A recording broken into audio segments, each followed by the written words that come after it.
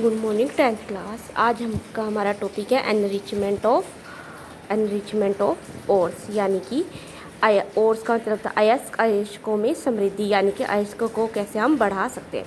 Ores mined from the earth are usually contaminated. अब हमने last class में पढ़ा था कि जो अयस्क है हम उनको किससे निकालते हैं, अर्थ से निकालते हैं, ज़मीन से निकालते हैं।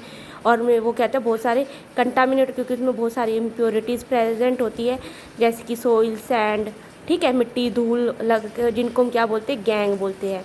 फिर हम इन इम्प्योरिटीज़ जो होती है इनको क्या करते हैं, रिमूव करते हैं अयस्कों से। कैसे? और उनमें से क्या निकालते हैं, हम धातुओं को निकाल लेते हैं। तो उसके हमने डिफरेंट मेथड पढ़े थे, ठीक है, जो मैंने आपको इस टेबल में बताए थे कि जो हाई रिएक्टिविटी वाले मेटल्स होते हैं उनको कैसे निकालेंगे, मीडियम रिएक्टिविटी वाले मेटल्स को कैसे निकालेंगे, और लो रिएक्टिविटी वाले मेटल्स को कैसे निकालेंगे। तो आज हम इन टॉपिक्स को बेसिकली एक्सप्लेन करेंगे कि कैसे होता है। The process used for removing the gangue from the ore are based on the difference between the physical और chemical properties of gangue and the ore। ये क्या कहना चाहता है कि भाई हमें जो गैंग है उसको जो निकालना है किस में से, अयस्कों में से, तो उसके लिए जो अलग अलग जो है टेक्निक्स को हम यूज़ करते हैं वो किस पे डिपेंड करता है, फिजिकल और केमिकल प्रॉपर्टी, यानी कि वो भौतिक और रासायनिक जो अभिक्रियाएं होती है, प्रकृति होती है किसकी, गैग की और अयस्क की। इसके लिए हम इनके लिए कहते हैं डिफरेंट टेक्निक्स को हम यूज़ करते हैं। फर्स्ट क्या है, extracting metal low in activity series, यानी कि भी कहते हैं उन धातुओं को निकालना जो अभिक्रियाशील क्या होते हैं, कम अभिक्रियाशील होते हैं, यानी कि जो आपके थे जिंक, मरकरी, ठीक है, लेड, तो इन सब को क्या करेंगे आप निकालेंगे, कॉपर। तो ये इन सब के लिए metals low in the reactivity series are very unreactive, यानी कि अगर वो कम रिएक्टिव कहता है तो वो क्या एक तरीके से अनरिएक्टिव ही हो गए। The oxides of these metals can be reduce to metals by heating alone.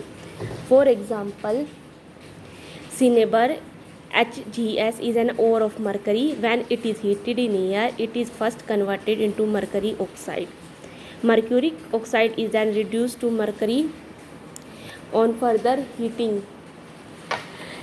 तो इसका मतलब ये क्या कहना चाहता है कि जो मेटल्स जो होते हैं कम रिएक्टिव होते हैं उनको हम क्या कह सकते हैं, कम अभिक्रियाशील, उनको क्या कहते हैं, अभिक्रियाशील भी नहीं कह सकते। तो जो इनके ऑक्साइड्स जो होते हैं इन धातुओं के, वो क्या करते हैं, उनको जब हम गर्म करेंगे तभी भी क्या हो जाएंगे, वे उनका उपचयन हो जाएगा। जैसे कि इसका उन्होंने एग्जाम्पल दिया है मरकरी ऑक्साइड का, यानी कि HgS, जिसको आप सिनेबर भी बोल सकते हैं। जब हमने उसके ऑक्सीजन के साथ अभिक्रिया कराई और के साथ अभी के गर्म किया तो उसका क्या हो गया, अपचयन हो गया और HgO बन गया और 2SO2 अलग हो गया।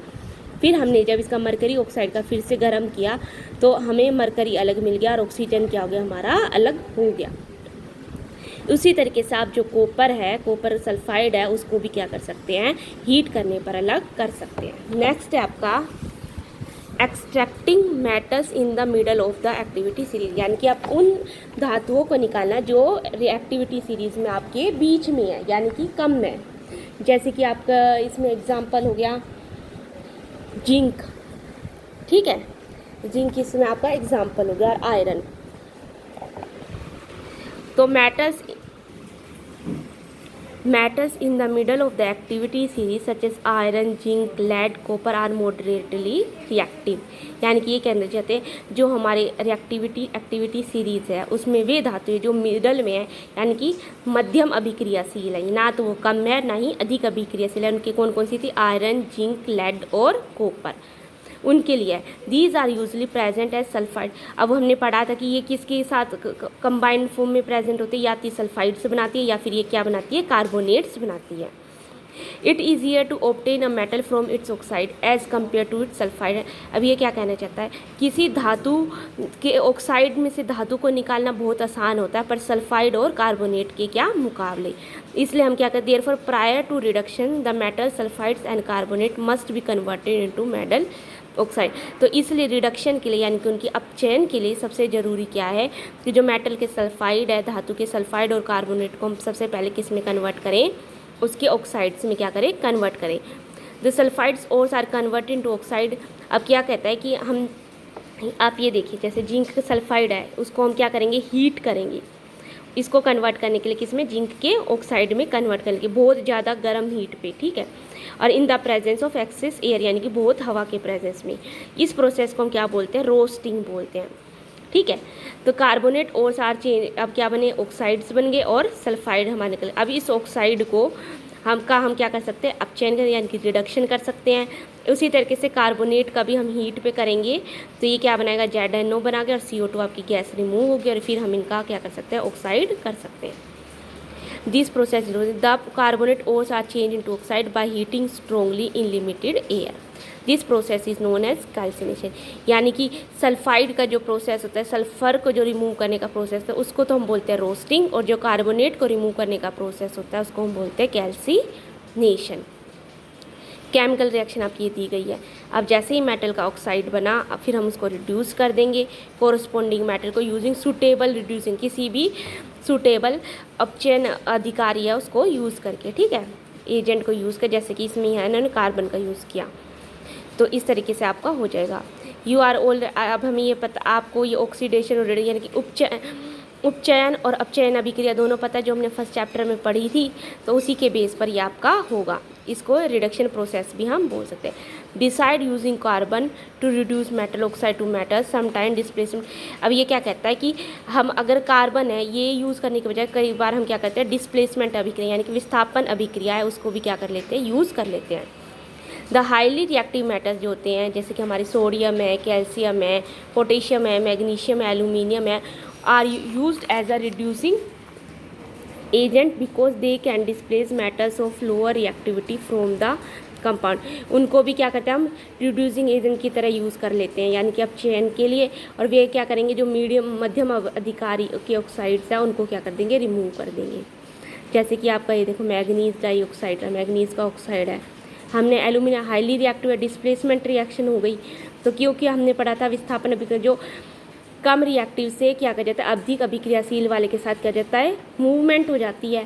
तो मैग्नीज हमारा रह गया और ऑक्सीजन ने किसके के साथ, एल्यूमिनियम के साथ क्या कर ली, अभिक्रिया कर ली, और साथ में हमारी हीट निकली तो कौन सी अभिक्रिया हुई, एक्सोथर्मिक, यानी कि ऊष्माक्षेपी, जिसमें हमारी ऊष्मा क्या निकल रही है। These displacement reaction are highly exothermic. The amount of heat evolve is so large that the metals are produce in the molten state. अब ये कहते हैं इस विस्थापन अभिक्रिया को बहुत ज़्यादा ऊष्माक्षेपी अभिक्रिया होती है, क्योंकि बहुत ज़्यादा इसमें ऊष्मा निकलती है।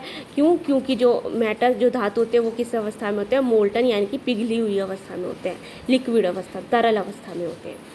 इन fact the reaction of iron oxide with aluminium use to join, इसलिए क्या कहता है कि अब इनके हम यूज़ भी करते हैं, कहाँ पर यूज़ करते हैं इन रिएक्शन को हम यूज़, जैसे आयरन ऑक्साइड को हम जब एल्यूमिनियम के साथ रिएक्शन करवाते हैं तो कहाँ पर यूज़ करते हैं, जो रेलवे ट्रैक्स होते हैं ना उनके बीच में जो क्रैक आ जाती है उनको जॉइन करने के लिए हम इनको यूज़ करते हैं।